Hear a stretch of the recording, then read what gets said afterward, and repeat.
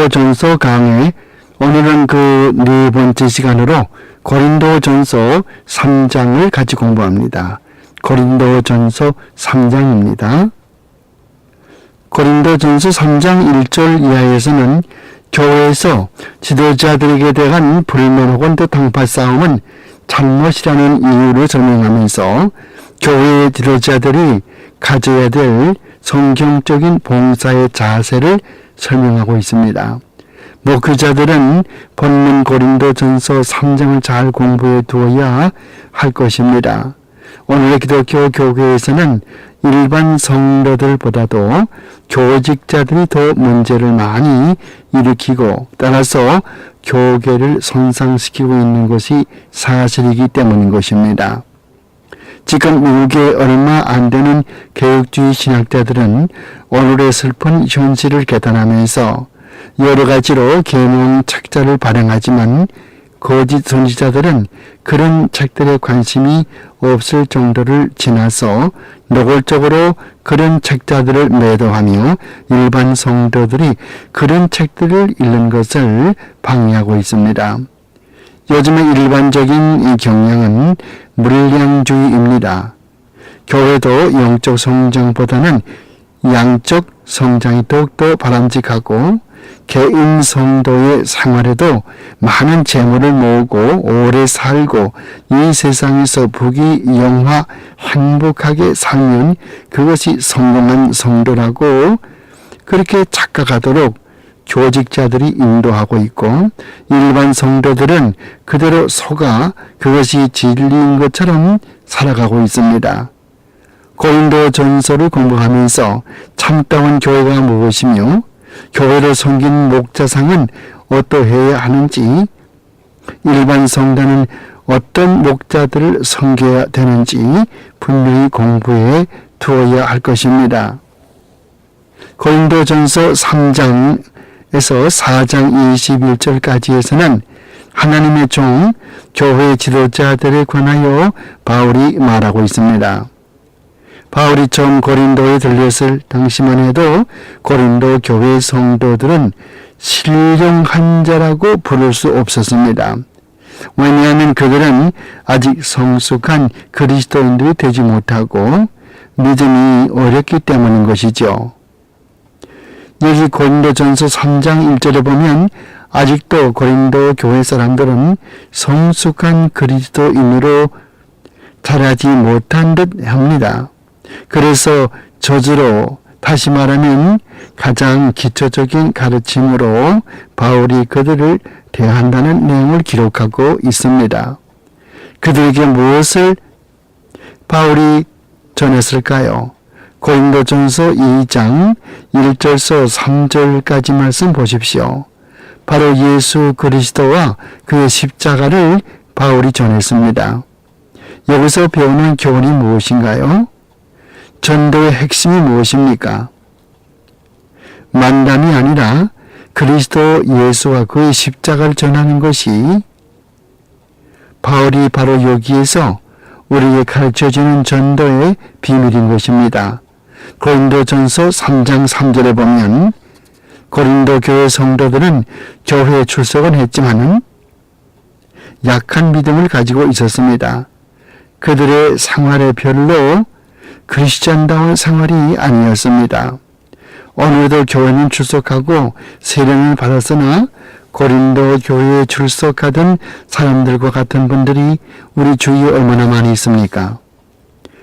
고린도전서 3장 4절 이하에서 바울은 다시금 고린도 교회의 당파 싸움을 언급하고 있습니다.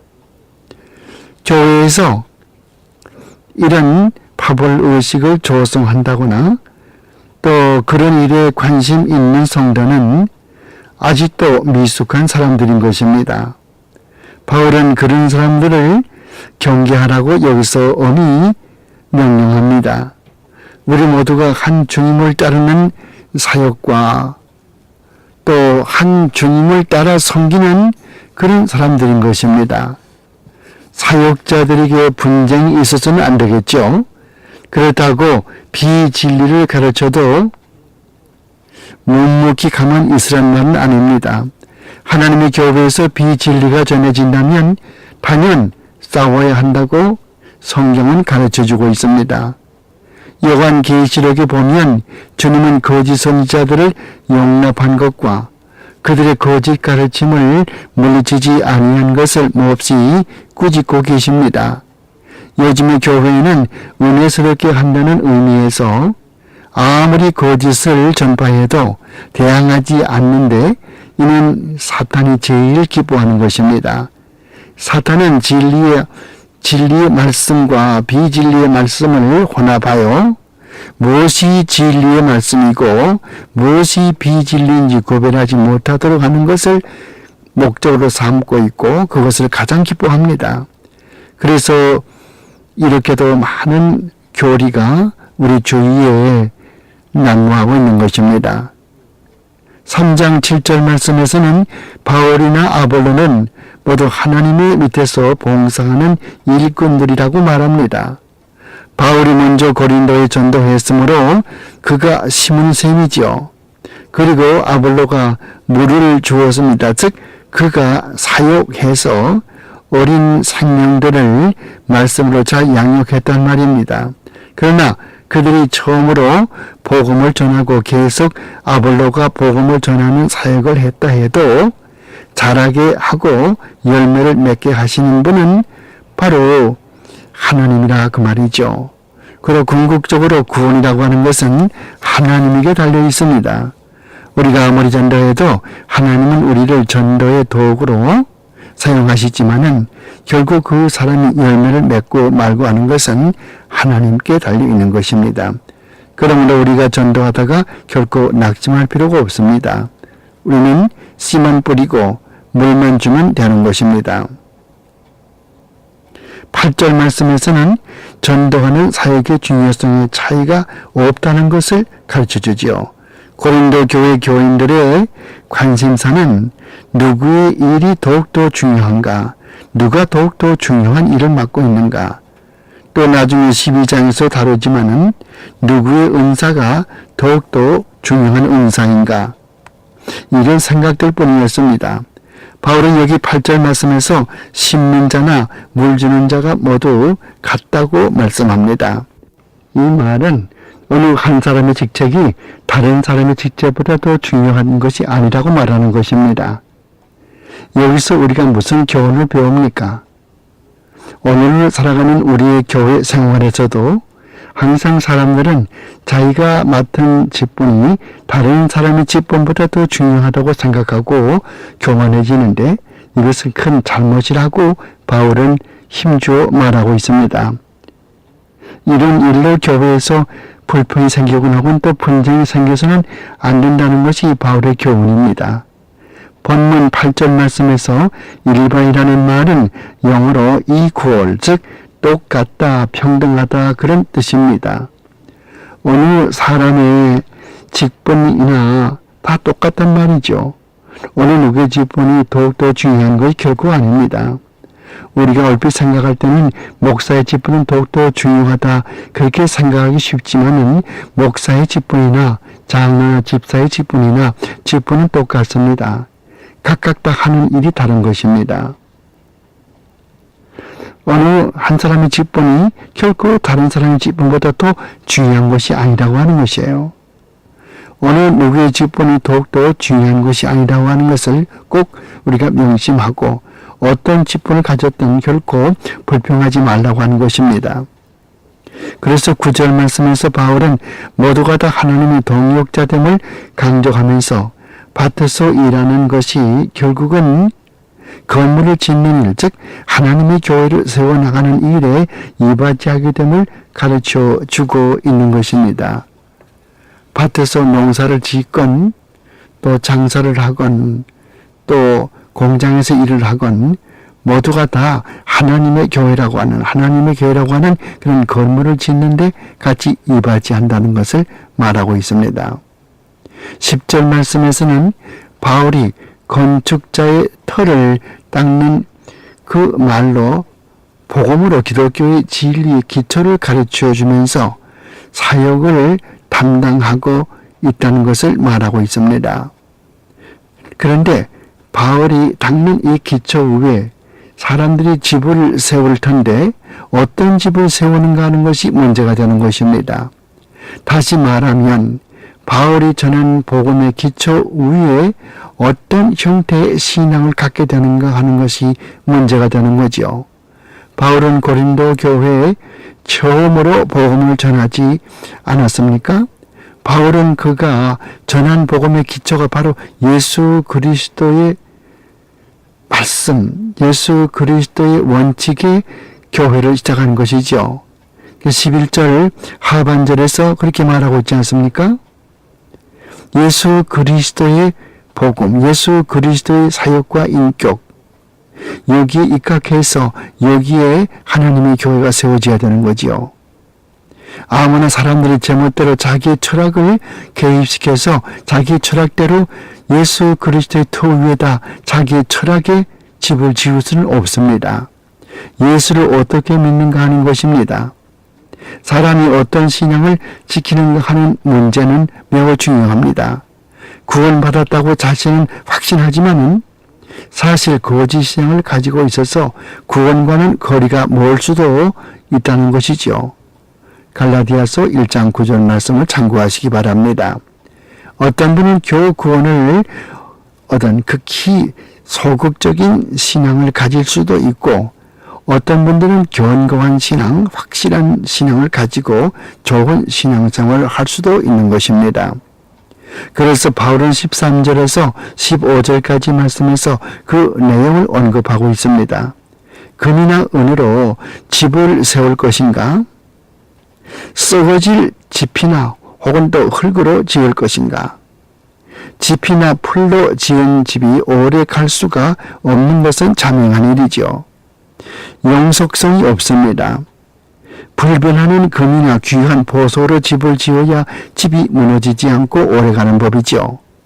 금이나 보석은 불에 타지 않는 영원 불멸의 진리입니다. 즉 모퉁이 돌이 대신 예수 그리스도의 터 위에 거기에 세운 집, 또한 바울이 전도한 그 신앙의 터전 위에는 금이나 보석 같은 참 진리의 말씀으로 키워나가야 된다고 하는 것입니다.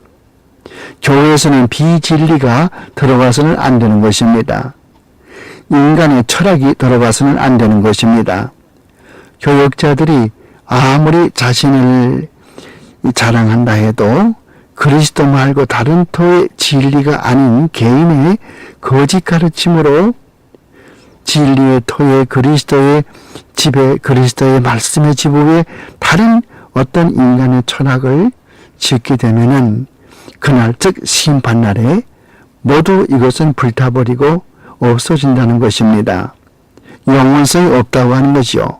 참으로 주의 일을 하는 동역자들이 귀담아 들어야 될 가장 중요한 말씀이라고 생각됩니다. 13절 말씀에서 바울은 그날을 말하고 있는데 그 날이 언제입니까?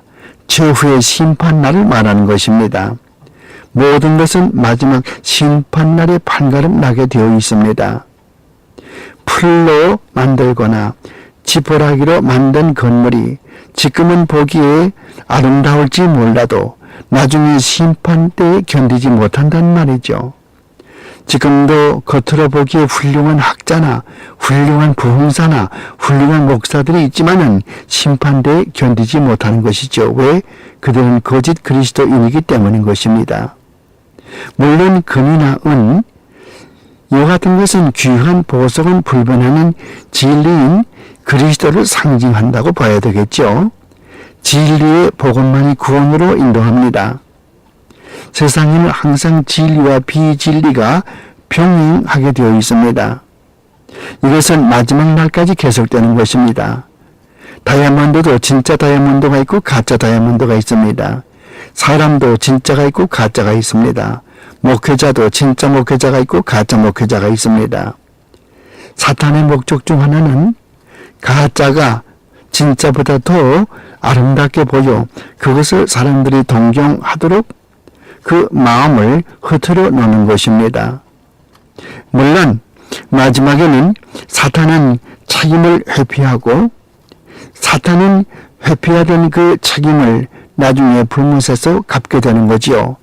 다시 말하면 지금은 사탄이 우리를 조롱하지만은, 우리를 속이지만은 나중에 그는 불못에 던져지고 만다고 하는 것입니다. 16절 말씀 보시면은 16절에 성전은 원어에서 보면은 히에론이 아니고 나온이다. 나오스란 말은 또 다른 말이죠. 나오스란 말과 히에론은 다른 말이죠. 히에론과 나오스가 둘 다 똑같은 성전이지만 그 내용이 다릅니다. 그러므로 바울이 여기서 말하는 것은 뜰이 있고 웅장한 건물이 있고 온갖 휘황찬란한 장식품이 있는 그런 성전의 건물을 말하는 것이 아닙니다. 그런 성전은 헬라 말로 히에론이라고 말합니다. 반면에 하나님이 계시는 것, 그것을 말하는 것이죠. 우리 몸은 하나님께서 성령으로 거하시는 곳입니다. 우리 몸은 주님께서 귀하신 피를 흘리셔서 사주신 몸이고, 주님이 우리 몸을 그의 피로 사주셨으면 그때부터 성령이 우리 마음속에 거하십니다. 고린도 교회 사람들은 이런 파벌싸움으로 혹은 또 자기의 은사의 자랑으로 주님의 성령이 거하는 그 몸으로 여러 가지 하나님이 원치 않는 일들을 많이 했던 것을 볼 수가 있습니다. 이것은 하나님이 원치 않는 것을 말할 것도 없고, 하나님의 성전을 가지고 하나님의 뜻에 맞지 않는 일을 하면 하나님의 진노가 임한다는 것을 우리에게 가르쳐 주기 위한 목적이 있습니다.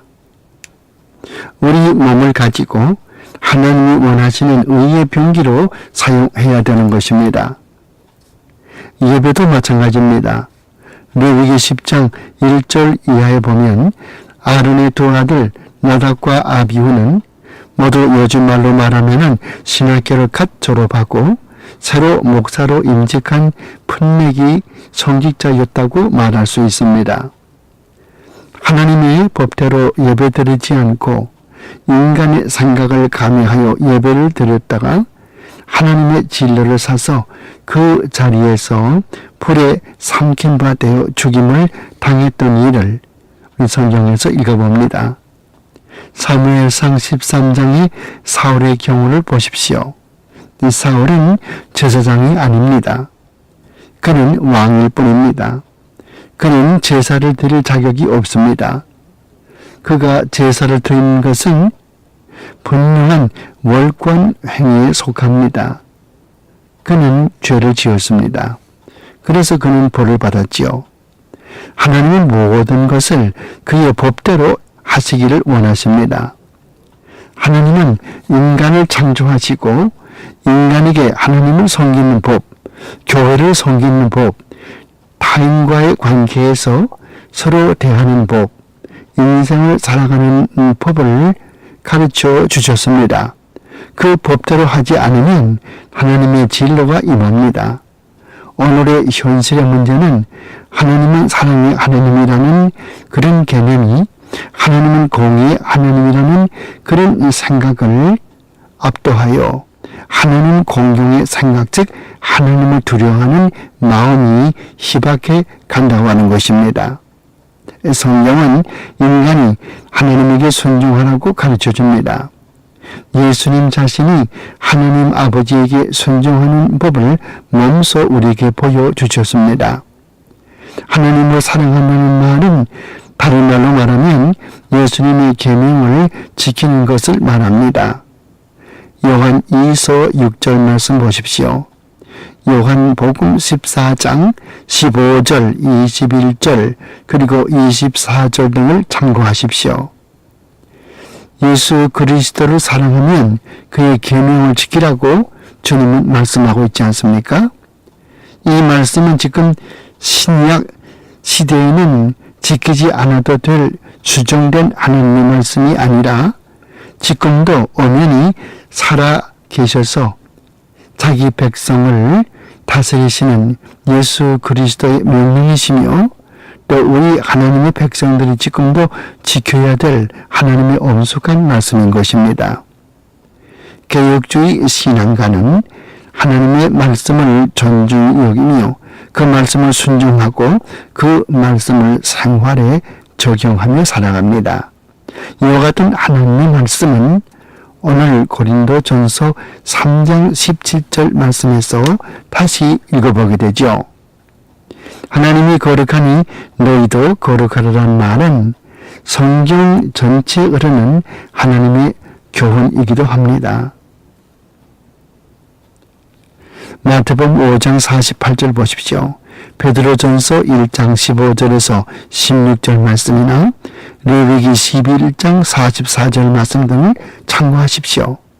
레위기 전체의 주제가 하나님이 거룩하니 너희도 거룩하라는 것이 바로 이 레위기 전체의 주제인 것입니다. 거룩이란 말, 카다시란 말 전체에 그린 주장, 이것이 바로 이 레위기서의 주제이고 또 성경 전체의 주제입니다. 성도란 말, 하기오스라는 그런 말 자체가 세상 사람과는 분리된 거룩한 무리라는 뜻입니다. 물론 성경에서는 성도를 말할 때 단수로 쓰는 법이 없고 반드시 복수로만 쓰이게 되어 있습니다. 그래서 하기오스란 말은 형용사로 거룩하단 말이지만은 성경에서 성도들 그럴 때는 하기오이란 말을 쓰고 있습니다. 우리가 흔히 잘 읽고 있는 사도신경에서 성도들이 교통하는 것과 우리만 사도신경에는 그렇게 되어 있지 않죠.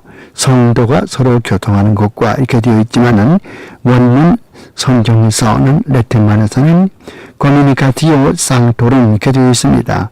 sanctorum, 오름이라고 하는 어미가 붙으면 라틴말에서 복수 소유격 명사가 되는 것이죠.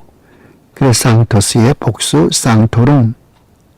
그래서 communicatio sanctorum, 성도들이 교통하는 것, 그렇게 되는 것이죠. 그래서 성경에서는 항상 성도는 복수로만 쓰인다고 하는 거 아셔야 되죠. 우리 사도신경 외울 때 성도들이 서로 교통하는 것과 성도들은 서로 모여서 기도하고 서로 위해서 기도해주고 우는 자와 더불어 울고 또 기뻐하는 자와 더불어 기뻐하고 서로 짐을 나누어지는 그러한 일이 우리에게 있어지어야 되는 것입니다. 그래서 상부상조한다는 것이 그런 의미가 내포되어 있죠. 18절 말씀 보면은 미련한 자가 되라고 말씀합니다. 1장 20절에서 21절 말씀을 되풀이하고 있죠. 자, 이 세상의 지혜 가지고는 하나님을 알 수가 없어요. 아무리 세상의 학박사가 돼도 하나님의 말씀을 모릅니다. 하나님의 말씀을 알 수 있는 것은 하나님께서 성령으로 그 마음속에 역사해서 그 마음의 변화를 가르쳐 주어야 하나님의 말씀을 하나님의 말씀으로 깨달을 수가 있게 되고 자기 자신이 하나님 앞에 죄인인 것을 깨닫게 되고 그렇게 되는 것이죠. 그러므로 반드시 세상이 출세했다고 해서 세상에 명성이 있다고 해서 그 사람이 예수 믿는 것도 아닙니다. 또 세상 사람들 눈으로 보면은 주님의 십자가는 우스꽝스러운 일로 보일지 모릅니다. 그러나 영의 눈이 열린 사람, 즉 하나님의 부름을 받은 사람, 성령으로 역사하는 그 사람에게는 이 세상의 지혜가 아니고 세상의 지혜는 오히려 미련한 자에게는 주님의 십자가는 미련스럽게 보이지만은 하나님께 부르심을 받은 사람, 영의 눈이 열린 사람에게는 주님의 십자가는 영광이 된다고 하는 것이죠. 그래서 구원받은 우리에게는 능력이 된다고 하는 것입니다. 그러므로 세상의 지혜와 하나님의 지혜는 서로 상반되는 것입니다. 세상의 지혜로 하나님을 절대로 알 수 없어요. 신령한 것은 신령한 것으로 구별한다고 2장 15절에 말하죠. 하나님을 아는 것은 세상의 지혜가 아닌 하나님의 지혜가 필요한데 이것은 세상 사람의 눈으로 볼 때는 미련스럽게 보이는 법입니다. 성경적인 진리는 죽으면 살고 또 미련하면 지혜로워지는 것입니다. 매우 역설적인 말씀이죠. 세상 사람들은 현세적입니다. 육적인 일을 도모하고 생각하고 살아갑니다. 하나님의 사람들은 영적인 그런 생각을 하며 살아갑니다. 그러므로 바울은 사람을 자랑하지 말라고 말합니다.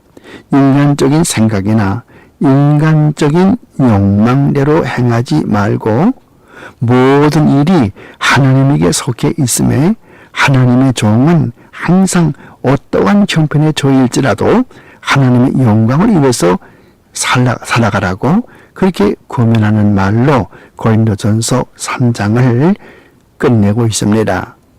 그러면 이렇게 고린도전서 3장에 대한 서론 말씀을 말씀드리고 지금 여러분이 가지신 성경 고린도전서 3장 말씀을 펴서 같이 읽어나가면서 공부하겠습니다. 고린도전서 3장을 펴시기 바랍니다. 저와 같은 성경이시면 265면입니다. 265면 고린도전서 3장 1절부터 봉독해 나갑니다. 형제들아, 내가 신령한 자들과 대함과 같이 너희에게 말할 수 없어서 육신에 속한 곧 그리스도 안에서 어린 아이들을 대함과 같이 하노라 그랬죠.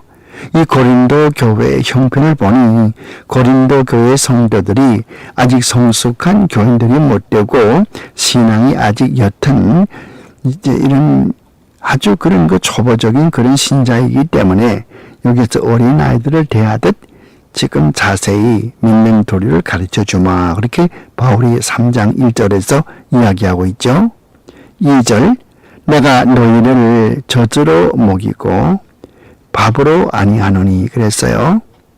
물론 이 사람들, 이 유대 사람들이 밥을 먹는 건 아니죠. 하지만 단단한 음식을 말하는 것입니다. 그러니까 2절 말씀은 내가 너희를 젖으로 먹이고, 다시 말하면은 가장 기초적인 근본적인 아주 알기 쉬운 그런 교리를 가르쳐 주는 것이고, 다른 사람들이 성장한 그리스도인들이 받을 수 있는 그런 좀 딱딱한 그런 교리로 하지 아니한다. 그렇게 이야기하는 것입니다. 이는 너희가 감당치 못하였음이거니와 지금도 못하리라.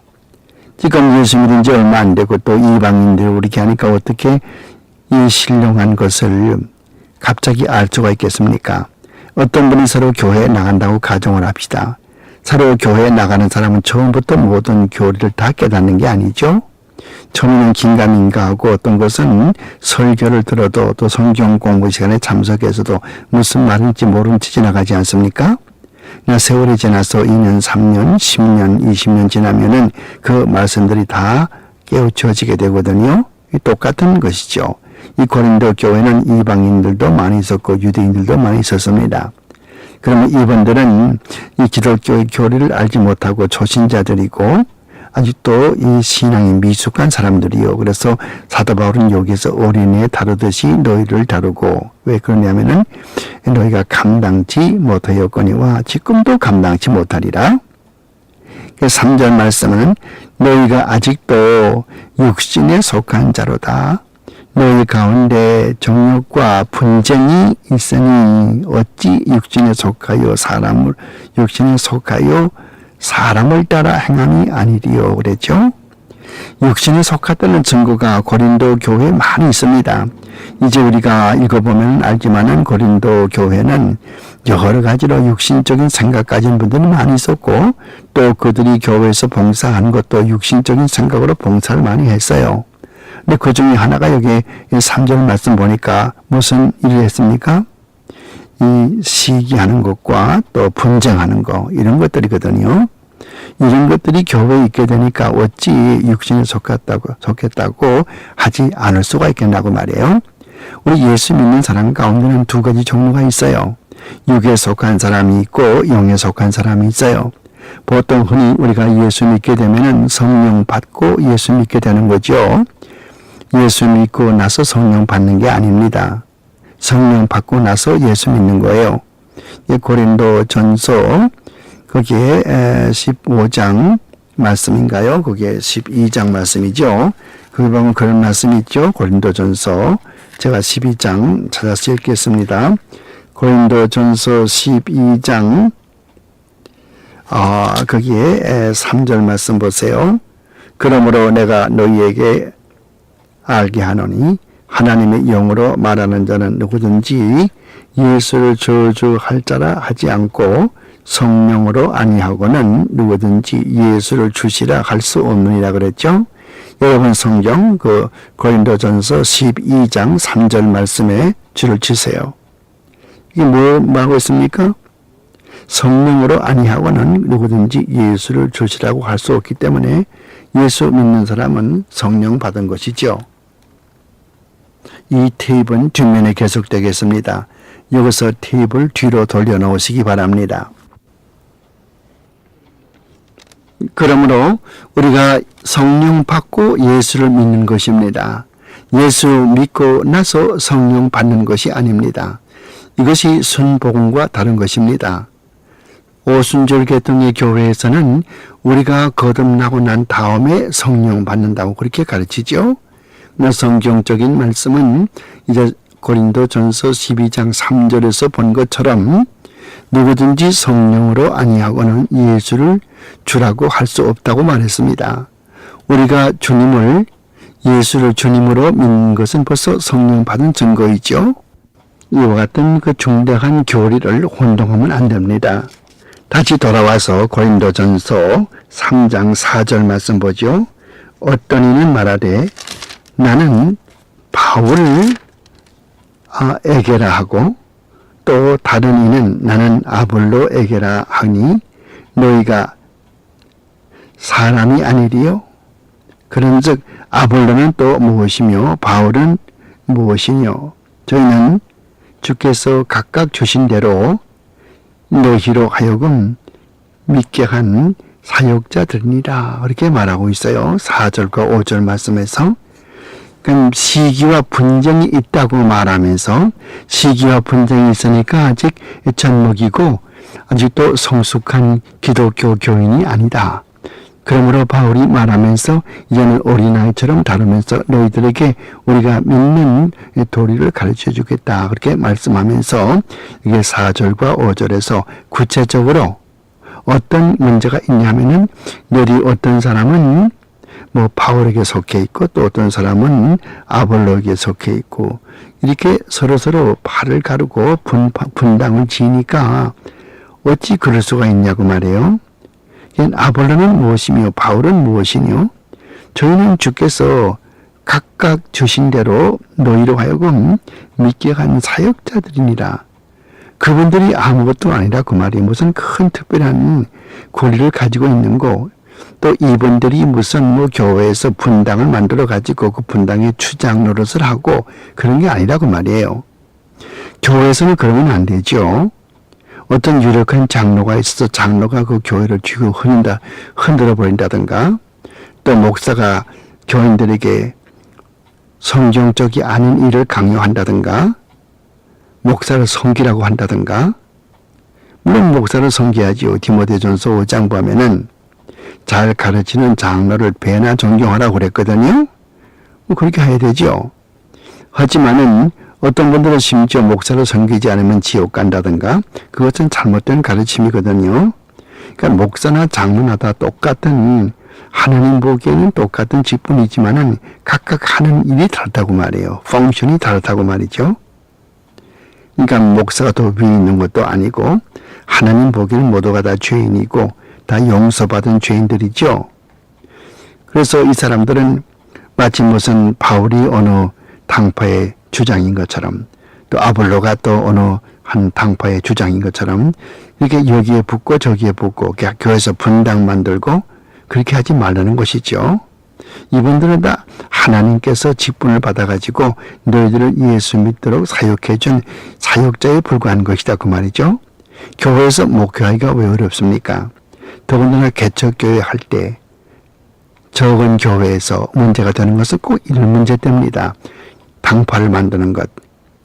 뭐 학연으로 같은 학교를 나왔다고 해서 당파가 생기고 같은 고향이라고 해서 당파가 생기고 또 뭐 같은 친척이라고 해서 당파가 생기고 이렇게 하다 보니까 교회가 사분오열이 되고 각각 다 교회 안에서 그런 분파가 생겨서 그 분파의 주장들이 있어서 결국은 교회가 어려움을 당하죠.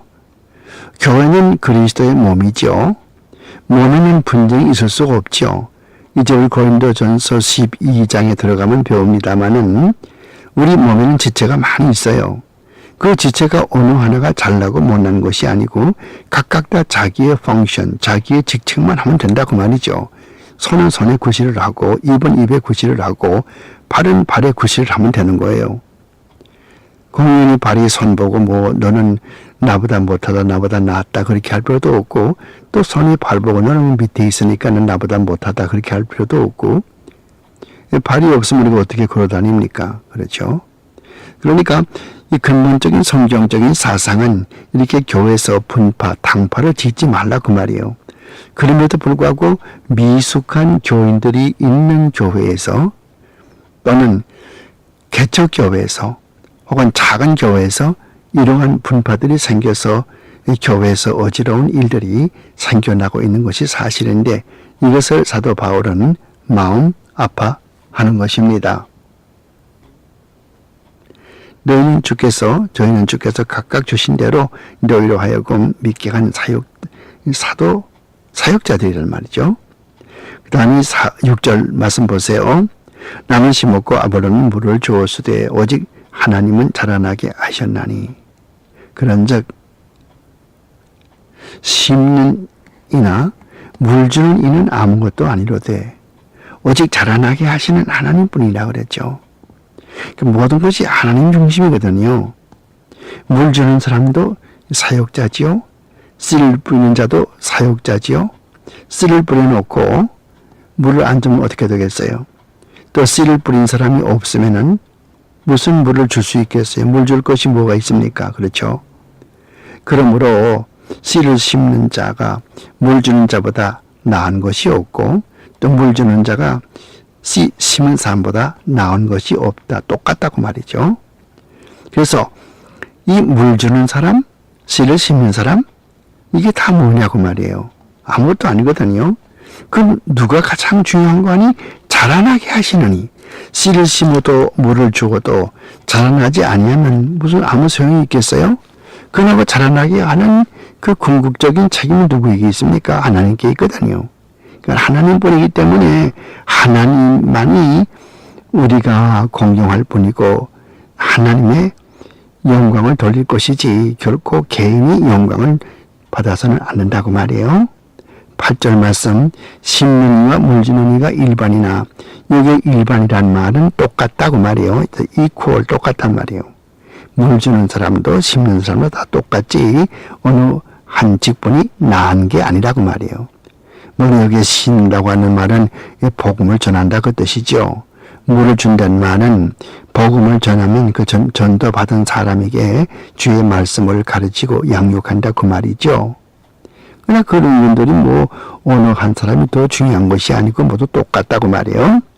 각각 자기의 일하는 대로 자기의 상을 받으리라. 각각 자기에게 주어진 자기 일만 하면 되는 거예요. 교회도 마찬가지입니다. 우리 교회에서도 각각 맡은 자기 일만 하면 되는 거예요. 목사는 목사로서 말씀을 가르치고 기도하고 또 양떼들을 돌보고 기도해주고 그렇게 하면 되는 거예요. 집사가 목사 행세를 하려고 한다든가 또는 목사 혼자서 모든 일을 혼자 담당하려고 한다든가 그렇게 하면 교회에 어려움이 있지 않겠습니까? 그래서 하나님의 교회에서는 하나님께서 여러 그런 직분들을 주셨어요. 목사님도 세우셨고 장로도 세우셨고 권사님들이나 집사님들이나 또 주일학교 모든 여러 가지 직분들을 다 주셨거든요. 각각 자기 일을 해서 마치 큰 오케스트라, 심포니 오케스트라가 그 마에스트로 한 사람의 지휘봉에 따라서 움직여지는 것처럼 그렇게 돼야 되거든요. 그좀 각자 자기 일을 하는 거예요. 오보를 부는 사람은 오보만 부면 되는 거고, 바이올린만 하면 되는 거예요.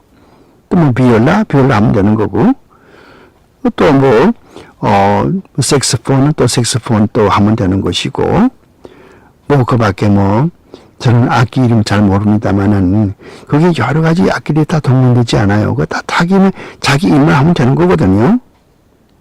거기에 뭐 어느 한 사람이 더 중요하고 덜 중요하고 그런 것이 없죠. 중요한 건 누굽니까? 마에스트로. 그 지휘자가 중요하죠. 지휘자가 잘못하면은 그 오케스트라는 엉망이 되어버리지 않습니까?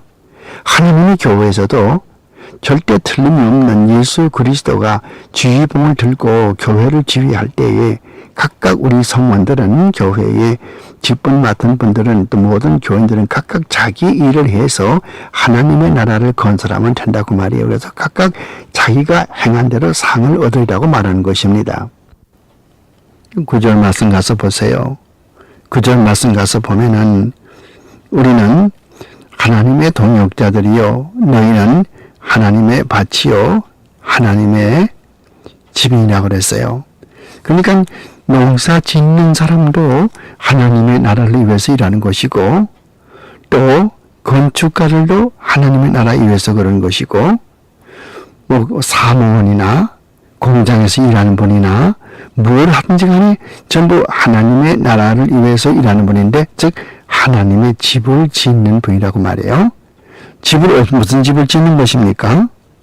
이것은 예수 그리스도를 모퉁이 돌로 한 예수 그리스도 위에 세워진 그런 터지요.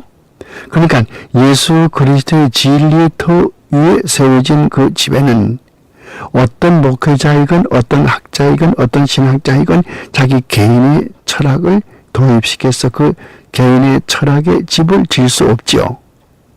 이게 키포인트예요. 그러니까 하나님의 집이라고 하는 것은, 즉 교회라고 하는 것은 예수 그리스도가 머리가 되죠. 이것을 또 다른 말로 말하면은 그 터가 예수 그리스도가 모퉁이돌이 되고 그 모퉁이돌이 거기에서 각각 건물마다 연결해서 연합해서 하나가 되어지는데 거기에 집들이 세워지는 것은 그 벽돌들 하나하나가 다들 귀한 하나님의 진리의 말씀으로 세워져야 되는 것이지 그 벽돌 하나가 잘못된 마치 벽돌이 아니고 무슨 다른 지포락이라든가 풀이라든가 그렇게 되면 집이 무너지지 않습니까? 또 불이 나면 다 버리지 않아요. 다시 말하면은 진리의 말씀, 진리이신 예수 그리스도의 터전 위에 세워지는 집은 진리인 벽돌로만 되어져야 되지 진리가 아닌 것이 들어가면 안 된다고 말이거든요. 그래서 그 다음에 이제 10절에 가서 보면은 무슨 말씀이 나오냐 하면은 집을 짓는데 뭘 가지고 집을 지을 거냐 그걸 이야기하는 거예요. 금이나 혹은 또 보석 같은 불에 타지 않는 진리의 그런 보석으로 집을 지을 거냐 아니면 풀이나 또 나무까지 불에 탈 수 있는 즉 인간의 철학 진실된 말씀이 아니고 그냥 대충 짓는다든가 아니면은 진리가 아닌 다른 것들을 교회에다 도입시켜서 그것 가지고서 교인들에게 가르쳐 줄 것인가 안 되는 거죠. 그래서 10절 말씀 보세요. 내게 주신 하나님의 은혜를 따라서 내가 지혜로운 건축자와 같이 터를 닦아둠에 다른 이가 그 위에 세우나 그러나 각각 어떻게 그 위에 세우기를 조심할지니라 그랬어요. 바울은 여기에서 예수 그리스도의 십자가와 죽으심 여기에 이 터를 닦아놓고 이와 같은 근본적인 교리 위에 하나님의 나라가 세워지고 이와 같은 근본적인 진리 말씀 위에 교회가 세워져서 교회가 확장되고 하나님의 나라가 확장되고 성장되어야 되거든요. 그러니까 이와 같은 훌륭한 예수 그리스도를 중심은 이러한 토유에 각자가 어떠한 집을 지을 것인가, 즉 어떠한 이 사상으로 목회할 것인가, 어떻게 교회를 확장시켜 나갈 것인가, 이것을 여기서 지금 따지는 거예요. 그래서 내가 지혜로운 건축자와 같이 틀을 닦아둠에 다른 이가 그 위에 세우나, 그러나 각각 어떻게 그 위에 세우기를 조심할지니라 그랬어요. 사도 바울이 평생 동안 여기서 사역을 많이 하고 로마 성 밖에서 결국 순교당했지만은 사도 바울이 이 세상에 천년만년 살 것도 아니고 언젠가는 사도 바울이 또 세상을 뜨게 되고, 그럼 그 후에 있는 속사도들이라든가 그 뒤에 있는 또 교부라든가 오늘로 말하면은 교회 목사들이나 부흥사들, 신학교 강사들, 이런 분들이 하나님의 나라를 확장해 나가고 그 근본적인 터가 예수 그리스도의 죽으심과 그리고 이 부활, 이 바울이 가르친 교훈이죠. 바울 신학의 중심이 바로 그거예요. 예수 그리스도의 죽으심과 부활. 여기에다가서 진리의 말씀을 세워서 하나님 나라가 확장되어야 되겠는데, 어떤 모양의 집을 지을 것인가, 어떤 건축 자재로 집을 지을 것인가, 이것이 큰 문제라고 조심하라고 사도 바울은 말하는 것이에요. 11절 말씀 가서 보면요, 11절 말씀이요, 이 닦아둔 것 외에 너희 다른 터를 닦아둘 자가 없으니 이 터는 곧 예수 그리스도라. 만일 누구든지 금이나 은이나 보석이나 나무나 풀이나 지프로 이 터 위에 세우면 각각 공력이 나타날 터인데 그 날이 공력을 밝히리니 이는 불로 나타내고 그 불이 각 사람의 공력이 어떠한 것을 시험할 것입니다. 그랬어요. 이게 무슨 말이에요? 12절 13절 말씀. 이게 사도 바울이 고린도에 와서 하나님의 말씀을 전하면서 그 전하는 기초가 뭡니까? 예수 그리스도의 죽으심과 부활, 즉 예수 그리스도의 인격과 사역, 여기에 중심으로 해서 하나님 말씀을 가르치면서 사역했지 않습니까? 그럼 이제 사도 바울이 떠난 다음에 또 그 후계자들이 여기서 계속해서 목회를 하면서 하나님의 나라 확장을 시켜야 되겠는데, 어떠한 원칙에 따라서 목회할 것이고 어떠한 진리의 말씀을 이 사도 바울이 세워놓은 이 터에다가서 계속해서 목회해 나갈 것인가, 그걸 이야기하는 거예요. 근데 어떤 사람은 금이나 은이나 또 보석이나 이런 것으로 집을 질 수 있고, 어떤 사람은 나무나 또 풀이나 흙이나 이런 것 가지고서 집을 지을 수가 있다고 말이에요. 그러나 문제는 마지막 날에, 그날에, 이게 그날이라고 하는 말은 심판날을 말하는 것이죠. 심판날에, 반드시 심판날에는 각각 자기 지은 공력, 어떠한 자재를 가지고 무슨 집을 지었는가, 이것을 마지막 날에 각각 심판받게 된다 그 말이죠. 금이나 은이나 보석이나 이런 것으로 집을 지은 사람은 마지막에 불이 나더라도 그 불이 결코 타질 않죠. 무슨 말인가 하면은 진리의 말씀을 사도 바울이 이렇게 놓은 이 터 위에다가서 계속해서 이어나가서 하나님의 말씀을 진리로 인도한 그런 분들은 마지막 심판대에 결코 그들이 일했던 그 공로, 그들이 하나님의 일을 했던 그 공로가 남아있어서 하나님 앞에 상을 받거니와, 그렇지 않고 이게 뭐 나무 조각이나 흙이나 무슨 이런 지퍼락이나 초목 이런 것들로 집을 짓게 되면은, 즉 진리의 말씀이 아니고 자기 인간의 무슨 철학이라든가 인간의 무슨 이 사색이라든가 문학이라든가 논리학이라든가 이런 것, 즉 하나님의 진리의 말씀이 아니고 세상적인 것, 이런 것 가지고서는 화려하게 집을 짓는다 하더라도 마지막 그날, 즉 심판날에는 그 사람이 지은 집은 모두 불타버리기 때문에 남는 것은 아무것도 없게 된다 그 말이죠. 이걸 참 명심해 드려야 됩니다. 우리가 목회를 할 때 어떻게 목회할 것입니까? 어떤 분들은 교인들을 많이 모으기 위해서 하나님의 말씀이 아닌 것도 가르쳐주면서 사람들의 마음만 기쁘게 하고 귓맛만 좋게 만듭니다. 이것이 바로 여기서 말하는 나무로 만든, 또 풀로 만든, 지푸라기로 만든 그런 집을 짓는 것과 똑같은 것입니다. 어떤 분들은 사람들이 적고 교회가 작고 그래도 금이나 은이나 보석 가지고 집을 짓습니다.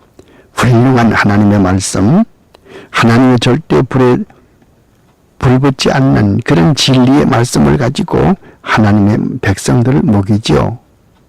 이분들은 여기서 말하는 진리, 즉 금이나 은, 보석 가지고 집을 짓는 분들입니다. 지금 볼 때는 사람들이 많이 모이니까 그게 좋은 것 같고 그 사람들이 많이 모이면 그것으로 목회에 성공한 것처럼 보이지만은 그게 문제가 아니에요.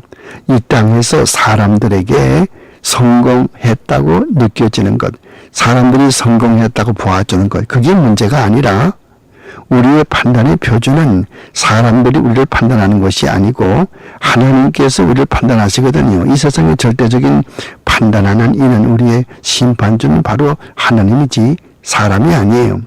옆에 있는 사람이 우리 교회가 6만 명, 7만 명 모인다고 해서 상당히 우리 교회를 숭상하고 칭찬을 해주고 한다고 하면 그게 문제가 아니라 하나님께서 어떻게 보시느냐, 그게 문제가 되는 것입니다. 초대교회 교회들은 큰 교회들이 없어요. 가정에서 몇 명 모이고 루디아의 집에서 얼마 모이고 또 데살로니가에서도 또 그 개인집에서 얼마 모이고 또 고린도에도 그리스포의 그 회당에서 얼마 모이고 그 조금밖에 모이지 않았거든요. 그렇지만 그들은 진리의 말씀을 그대로 이렇게 전했다고 말이에요.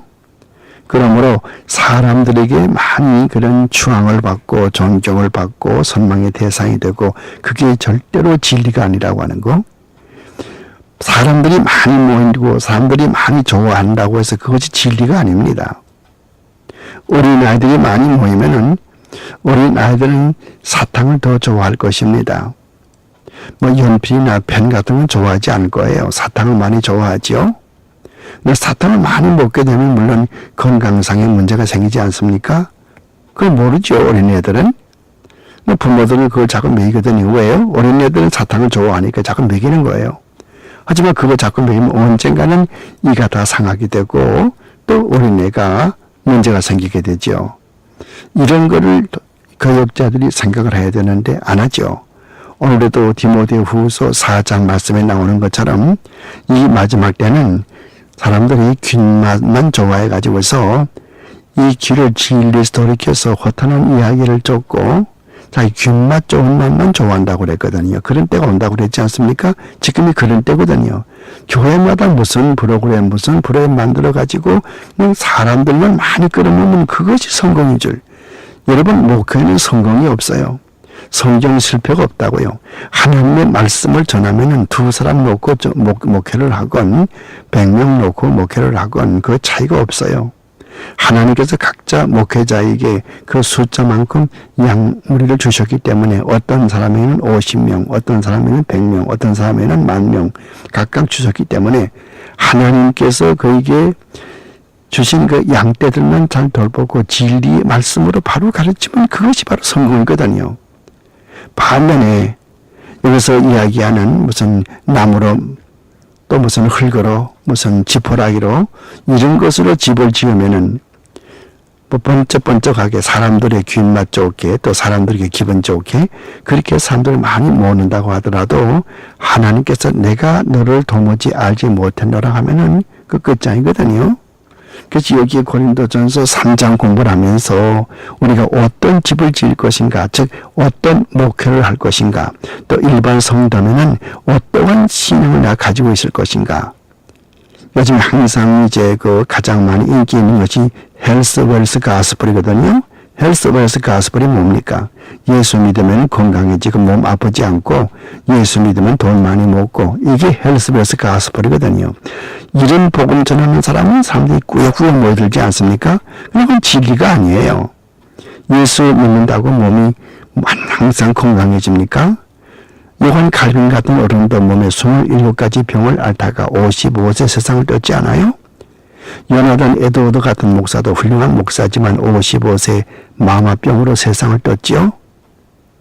또 마틴 루터 같은 분도 63세 신경통으로 세상을 떴지요. 로버트 목쉐 같은 목사 29살에 세상을 떴지요. 반드시 오래 사는 그것만이 축복이 아니에요. 인생을 어떻게 살아가는가, 어떻게 하나님의 뜻대로 살다가 하나님 나라 확장하다가 하나님께 쓰임받다가 이 세상을 떠나는가, 그게 중요하거든요. 그러므로 우리가 어떤 신앙생활을 할 것인가, 목회자는 어떤 식으로 하나님의 나라를 건설할 것인가, 어떻게 사역할 것인가, 금이나 은이나 보석으로 할 것인가, 아니면은 무슨 여기에 나무나 풀, 집 이런 걸로 할 것인가, 이게 문제가 되는 거예요. 분명한 것은 마지막 때의 그날에 반드시 자기가 세운 집은 하나님께서 불로 시험하신다고 하는 거. 그 불에 타면은 이건 틀린 것이죠. 불에 타지 아니하면 그 공력이 남아있는 거죠. 상을 받게 되는 것이죠. 이것은 구원과는 관계가 없어요. 구원과는. 구원은 예수 믿게 되면 구원 얻는 것이고, 하늘의 상, 우리가 어떻게 신앙생활했나, 그것은 또 별 문제죠. 고린도후서 5장 10절 보면은 각각 우리가 자기가 행한 대로 하나님의 심판대 앞에 서야 하리라. 그것은 구원받는 여부를 말하는 것이 아니고, 이미 구원받은 성도들이 하나님의 일을 어떻게 신실하게 했는가, 즉 상을 받는, 어떤 상을 줄 것인가, 어떤 상을 받을 것인가, 그걸 말하고 있는 것이거든요. 자, 이제 시간이 많이 가니까요, 그 다음에 계속해서 그 다음 절 읽어보죠. 14절 말씀 보세요. 14절. 만일 누구든지 그 위에 세운 공력이 그대로 있으면은 상을 받고, 누구든지 공력이 불타면은 해를 받으리니, 그러나 자기는 구원을 얻되 불 가운데서 얻은 것 같으리라 그랬죠. 15절 말씀에. 자기가 세운 그 집이 다 이제 불타버리더라도 자기는 남아있죠. 물론 금이나 은이나 보석으로 집을 지은 분은 건물도 남아있고 자기도 남아있어서 참 좋지만은, 불행스럽게도 되는 대로 목회하고 자기 영광 위해서 목회하고 비진리로 목회했던 사람은 하나님의 심판에 불이 올 때에 그 불 다 타버리죠. 왜? 나무로 만들었고 풀로 만들었고 그런 걸로 만들었으니까 다 타버리지 않겠어요? 자기는 남아있죠. 마치 건물이라 타고 그 집중이 남아있는 것처럼 그 말이죠. 그것이 얼마나 하나님 보기에 창피하겠나 그 말이죠. 얼마나 창피하겠습니까? 그 다음에 16절 말씀 가서 보죠. 16절 말씀이요. 너희가 하나님의 성전인 것과 하나님의 성령이 너희 안에 거하는 줄을 알지 못하느냐. 누구든지 하나님의 성령을 더럽히면 하나님이 그 사람을 멸하시리라. 하나님의 성전을 거룩하니 너희도 거룩하리라 그랬죠. 우리 성도들은 하나님의 성전이죠. 예수 그리스도께서 피로 나를 사주시면은 그때부터 성령이 내 마음 가운데 계시고 나는 구원을 받게 되는 것이죠. 그러면 내 몸은 이미 내 몸이 아니고, 고린도전서 6장 19절 말씀대로 내 몸이 아니고 내 몸은 그리스도의 몸이기 때문에, 그리스도의 지체이기 때문에 이 몸을 가지고 하나님을 영화롭게 하라고 하신 말씀대로 주님의 영광 위에 살아야 되거든요. 그러니까 성령 있는 내 몸을 마음대로 그렇게 살 수가 없어요. 불의의 병기로 사용할 수가 없어요. 내 몸을 의의 병기로 받쳐줘야 되는 것이죠. 하나님 앞에 바로 살아야 되는 것이 아니겠습니까? 그러니까 여기서 지금 고린도 전서 3장에서 사도 바울은 고린도 교회 교인들에게 그들이 하나님의 성전이기 때문에 성령을 거역하지 말고 하나님의 뜻대로 하나님께 영광 돌리며 바로 살려고 하는 거죠. 17절 말씀 보세요. 누구든지 하나님의 성령을 더럽히면 하나님이 그 사람을 멸하시리라. 하나님의 성전은 거룩하니 너희도 거룩하니라. 성경 말씀 전체가 거룩하라 생활이에요. 오늘 거룩한 생활이 있습니까? 미국의 어떤 교단은 동성이혼에 하는 남자를 목사로 안수하도록 그렇게 긁는 결의했다고 합니다. 거룩한 거 아니죠. 잘못된 것이죠. 이혼율이 높아집니다. 잘못되어 가는 거죠. 동성이혼에 하는 사람이 늘어갑니다. 잘못된 것이죠. 전부 성경의 정면으로 어긋나게 성경의 정면으로 도전하면서 그렇게 나가는 것이 오늘 기독교 사회죠. 잘못된 거예요. 아무도 19절 18절 아무도 자기를 속이지 말라. 너희 중에 누구든지 이 세상에서 지혜 있는 줄로 생각하거든 미련한 자가 되어라. 왜 그럴까요? 왜 그렇습니까? 왜 미련한 자가 되라고 그러죠? 왜 그러냐면 세상의 지혜 가지고는 하나님의 나라 일을 알 수가 없고 또 할 수도 없어요. 하나님의 일은 세상의 지혜를 버릴 때에 하나님의 지혜를 내가 얻어갈 수 있거든요. 생각을 해보세요. 내 마음속에, 내 머릿속에 세상의 지혜로 가득 차 있으면 하나님의 지혜가 어떻게 들어올 수 있겠습니까?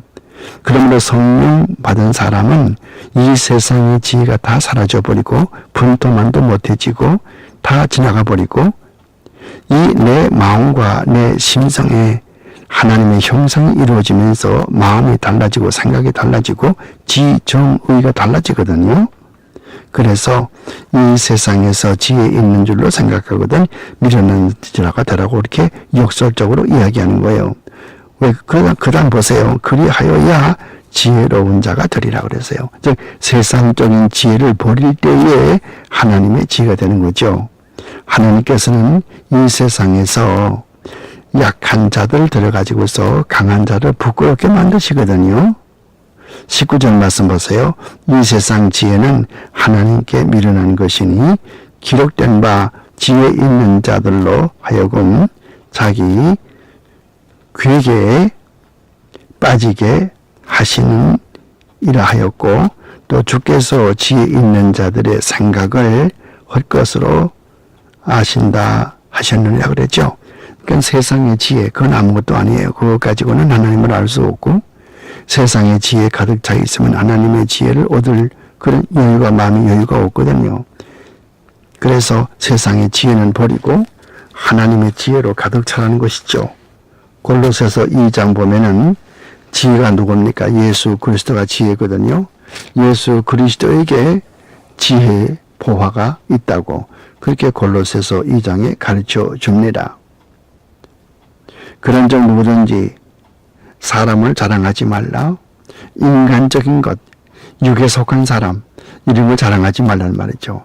당파 싸움도 하지 말고 남 시기하지도 말고 누구의 직분이 더 귀한가 생각하지도 말고 각각 자기 직분을 충실하게 이해하면 되는 것이고 끝으로 바울이나 아볼로나 계바나 세계나 생명이나 사망이나 지금 것이나 장래 것이나 다 너의 것이요 너희는 그리스도의 것이요 그리스도는 하나님의 것이라 그랬죠. 이 말은 그 앞에 있는 말을 다시 받아서 강조하는 것입니다. 교회가 중심이죠. 모든 것이 다 교회를 중심으로 해서 죽는 것이나 생명이나 또 현재, 과거, 미래 이 모든 게 다 교회 중심으로 되어진다고 하는 것. 이것을 사도 바울이 여기서 강조하고 있습니다. 오늘 강의 여기서 마치겠습니다.